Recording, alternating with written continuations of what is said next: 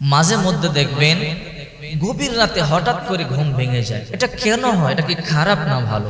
অনেক সময় দেখা যায় অতিরিক্ত বাথরুমের প্রেসারের কারণে মধ্যরাতের ঘুম ভেঙে যায়, আর সাথে সাথে আমরা দ্রুত বাথরুমে চলে যাই। এটা মারাত্মক বিপদের কারণ হতে পারে। এখানে একটু সাবধানতা অবলম্বন করতে হবে। আপনার যখন বাথরুমের প্রেসারের কারণে গভীর রাত্রে হঠাৎ করে ঘুম ভাঙবে, 2-1 মিনিট আপনাকে রিল্যাক্স হতে হবে, একটু রেস্ট করতে হবে। আপনার ব্রেইনের মধ্যে অক্সিজেনটা ঢুকবার, প্রবেশ করবার সময় দিতে হবে, এরপরে আপনি বাথরুমে যাবেন। তা না হলে আপনার বিপদ হতে পারে। অনেক সময় দেখা যায় দ্রুত ঘুম থেকে জেগেই আমরা বাথরুমে চলে যাই, আমাদের মাথা চক্কর দিয়ে মাথা ব্যথা শুরু হয়ে যায়। এতে মাইনর স্ট্রোক ও হার্ট অ্যাটাকও হতে পারে। এই জন্য বিশেষজ্ঞরা বলেন, যখন রাত্রিবেলা বাথরুমের প্রেসারের কারণে ঘুম ভেঙে যাবে, 2-1 মিনিট রিল্যাক্স করতে হবে, এরপরে বাথরুমে যেতে হবে। ব্রেনের মধ্যে অক্সিজেন ঢুকবার মতো একটু সময় দিতে হবে। তা না হলে এমনও হতে পারে স্ট্রোক হতে পারে, হার্ট অ্যাটাক হতে পারে, এমনকি আমাদের ইসিজি যে প্যাটার্ন আছে ওটা পর্যন্ত বদলে যেতে পারে। এই জন্য বিশ্বনবী মুহাম্মদ রাসূলুল্লাহ সাল্লাল্লাহু আলাইহি ওয়াসাল্লাম কত সুন্দর নিয়ম শিখায় দিয়েছে। হ্যাঁ, তোমাদের মধ্যরাতে ঘুম ভাঙতে পারে। রাসূল আমাদেরকে নিয়ম শিখায় দিয়েছে। মধ্যরাতে ঘুম ভাঙলে কি হবে? আল্লাহর হাবিব সাল্লাল্লাহু আলাইহি ওয়াসাল্লাম বলেন, তোমরা ওযু করে ঘুমাবে। ওযু করে ঘুমাইলে কি হয়? বিশ্বনবী মুহাম্মদ রাসূলুল্লাহ বলেন, কোন ব্যক্তি যদি ওযু করে ঘুমায়, আল্লাহ পাক রব্বুল আলামিন একজন ফেরেশতা তার নিরাপত্তার জন্য পাঠায় দেয়। কোন মানুষ যদি ওযু করে ঘুমায়, আল্লাহ পাক রব্বুল আলামিন নিরাপত্তার জন্য একজন ফেরেশতা পাঠায় দেয়। ওই বান্দা বান্দে ফজর পর্যন্ত ঘুমায়, কিন্তু ফেরেশতা ঘুমায় না, তাকে পাহারা দেয়। বিশ্বনবী মুহাম্মদ রাসূলুল্লাহ সাল্লাল্লাহু আলাইহি ওয়াসাল্লাম বলেন, মা মিন মুসলিমিন ইয়াবিতু আলা তুহুরিন সুম্মা ইয়াতারু মিনাল লাইল। যদি কোন মুসলমান রাত্রে বেলা ওযু করে ঘুমায় আর মধ্যরাতে যদি ঘুম ভেঙে যায়, তখন তোমরা একটা কাজ করবে। কারণ মধ্যরাতে ঘুম কেন ভাঙে? বিভিন্ন কারণে ঘুম ভাঙে। বাথরুম করবার জন্য ঘুম ভাঙে, টয়লেট করবার জন্য ঘুম ভাঙে, অথবা এসিটা অন অফ করবার জন্য, কম্বল কাতা গায়ে দেওয়ার জন্য, অথবা লাইট অন অফ করবার জন্য ঘুম ভাঙতে পারে। আল্লাহ হাবিব সাল্লাল্লাহু আলাইহি ওয়াসাল্লাম শিক্ষা দিয়েছে, তুমি বাথরুমে যাবে 2 মিনিট দেরি করে যাও। তুমি একটু কাজ করবে, 2 মিনিট 3 মিনিট দেরি করে যাও। আমরা জিজ্ঞাসা করলাম, ইয়া রাসূলুল্লাহ দেরি কেন করব? আল্লাহ হাবিব বলেন, মা মিন মুসলিমিন ইয়াবিতু আলা তুহুরিন সুম্মা ইয়াতারু মিনাল লাইল ফায়াযকুরুল্লাহ। একটু জিকির করো। এই 2 মিনিট সময় দ্রুত তাড়াহুড়া না করে একটু জিকির করো। সাহাবায়ে কেরাম বলল, কোন জিকির? যেই জিকিরটা তোমার কাছে সবচেয়ে বেশি প্রিয়, সুবহানাল্লাহ বলতে পারো, আলহামদুলিল্লাহ বলতে পারো, আল্লাহু আকবার পড়তে পারো। সাহাবায়ে কেরাম বললেন, নবীজি জিকির করলে কি হবে? আল্লাহর হাবিব বলেন, ওয়ায়াসআলুল্লাহ খায়রুম মিনাদ দুনিয়া ওয়াল আখিরা ইল্লা আতাহু ইয়া। যখন শেষ রাত্রিতে ঘুম ভাঙবার পরে 2-3 মিনিট সময় তোমরা জিকির করবে, ওই সময় আল্লাহর কাছে হাত তুলে যা চাবে আল্লাহ তাআলা তোমাদেরকে তাই দিয়ে দিবে। রাসূল শিখাইছে, ঘুম ভাঙছে বাথরুমে যাবে, দ্রুত চলে যেও না, 2-1 মিনিট সময় একটু রেস্ট করে নাও, আর আস্তে আস্তে জিকির করো। কত সুন্দর সিস্টেম আল্লাহর হাবিব সাল্লাল্লাহু আলাইহি ওয়াসাল্লাম শিখাই দিয়েছে। এই জন্য দেখা যায় হঠাৎ করে গভীর রাতে ঘুম ভেঙে যায়, চোখ খুলে যায়। আবার অনেক সময় ভয়ঙ্কর স্বপ্ন দেখবার কারণে ঘুম ভেঙে যায়। এমন কিছু স্বপ্ন আমরা দেখি যে স্বপ্ন দেখবার পরে আর ঘুমাতে পারি না, ঘুম ভেঙে যায়। আল্লাহর হাবিব সাল্লাল্লাহু আলাইহি ওয়াসাল্লাম তাও শিখাইছে, যদি ভয়ঙ্কর স্বপ্নের কারণে ঘুম ভেঙে যায় তখন কি করবা? জিজ্ঞাসা করলাম, নবীজি কি করব? পার্শ্ব পরিবর্তন করবা আর 3 বার থুতু নিক্ষেপ করবা, আউযু বিল্লাহি মিনাশ শাইতানির রাজিম। বাম দিকে 3 বার আউযু বিল্লাহি মিনাশ শাইতানির রাজিম বলে বলে আলতুভাবে 3 বার থুতু নিক্ষেপ করবে। আল্লাহ পাক রব্বুল আলামিন এই ভয়ঙ্কর বিপদ থেকে তোমাকে হেফাজত করবে।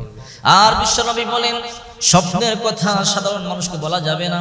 আল্লাহ পাক রব্বুল আলামিন যাকে ইলম দিয়েছে, যাকে প্রজ্ঞা দিয়েছে, যাকে জ্ঞান দিয়েছে, ওই রকম লোকদের কাছে স্বপ্নের ব্যাখ্যা বলতে হবে। ঘুম থেকে জেগেই যাকে তাকে কিন্তু বলে দিবেন না। হক্কানি আলেমদেরকে বলবেন যারা স্বপ্নের ব্যাখ্যা করতে পারে, কারণ স্বপ্নের ব্যাখ্যা উল্টা পাল্টা করবার কারণেও কিন্তু এর ফল উল্টা হতে পারে। এই জন্য বিশ্বনবী মুহাম্মদ রাসূলুল্লাহ সাল্লাল্লাহু আলাইহি ওয়াসাল্লাম বলেন, সবকিছু আল্লাহর তরফ থেকে হয়, বিশ্বাস করা লাগবে। যখন কোন খারাপ সংকেত দেখবা আল্লাহর তরফ থেকে, মনে হচ্ছে আমার জন্য খারাপ, তখন বলবা লা হাওলা ওয়ালা কুওয়াতা ইল্লা বিল্লাহ ওয়া মান ইয়াতাওয়াক্কাল আলাল্লাহি ফাহুয়া হাসবুহ। আমি আমার আল্লাহর উপরে ভরসা করলাম, আমার আল্লাহই আমার জন্য যথেষ্ট। এই যে তোমার উপরে খারাপ একটা প্রভাব ছিল, আশঙ্কা করেছো, এই খারাপি থেকে আল্লাহ তোমাকে হেফাজত করবে, আর যত কল্যাণ আছে আল্লাহ তাআলা তোমাকে দান করবে। এই জন্য বিশ্ব নবী মুহাম্মদ রাসূলুল্লাহ সাল্লাল্লাহু আলাইহি ওয়াসাল্লাম বলেন, যখন ঘর থেকে বের হবা, কোন কাজের মধ্যে যাবা তাওয়াক্কালতু আলাল্লাহ, আল্লাহর উপরে ভরসা করবা।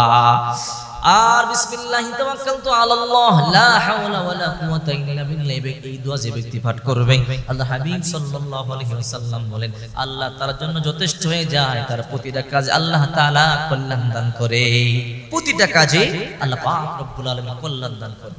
এই জন্য বিশ্ব নবী মুহাম্মদুর রাসূলুল্লাহ সাল্লাল্লাহু আলাইহি ওয়াসাল্লাম আমাদেরকে শিক্ষা দিয়েছেন ব্যক্তি জীবন, সামাজিক জীবন, পারিবারিক জীবনে কেমনে চলতে হবে।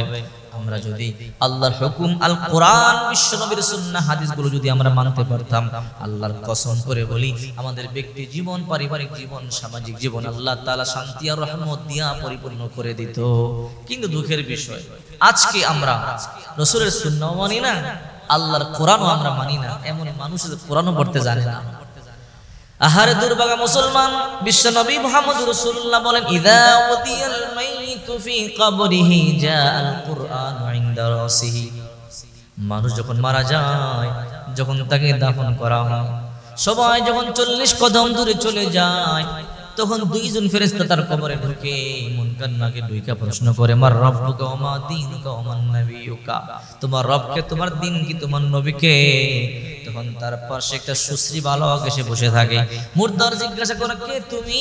বলে, আমাকে চিনতে পারো নাই? বলে, না। বলে, আল কোরআন, আমি তোমার বন্ধু, দুনিয়াতে আমাকে মুহাব্বত করেছো, ভালোবেসেছো, আজকে কবরে তুমি একা, তোমাকে রেখে আমি যেতে পারি না। হে বন্ধু, কতদিন পর্যন্ত থাকবা? তোমাকে জান্নাত পর্যন্ত, যতক্ষণ পর্যন্ত তোমাকে জান্নাতে পৌঁছানো না হবে, আমি তোমার কবর ছেড়ে তোমাকে ছেড়ে যাব না। তখন মুনকার নাকিরকে কোরআন বলবে, আমাকে প্রশ্ন করো, আমি জবাব দিয়ে দেব। আমার বন্ধুকে আজকে তোমরা ডিস্টার্ব করবে না। সুবহানাল্লাহ। এই জন্য কোরআন শিখতে হবে। এই জন্য দেখবেন হঠাৎ করে গভীর রাতের ঘুম ভেঙে যায়, চোখ খুলে যায়। এই জন্য আতঙ্কিত হবেন না, আল্লাহর উপর ভরসা করবেন, জিকির করবেন। যদি বাথরুমের প্রেসার ধরে 2-3 মিনিট সময় লেট করবেন, অথবা আধা মিনিট সময় লেট করবেন, বাথরুমে যাবেন।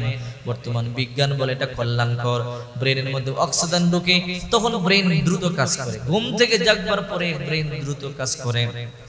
যদি আপনি দ্রুত বাথরুমে যান, দ্রুত কাজ করেন, আপনার পেইন হতে পারে, অথবা মাইনর স্ট্রোক, হার্ট অ্যাটাক হতে পারে।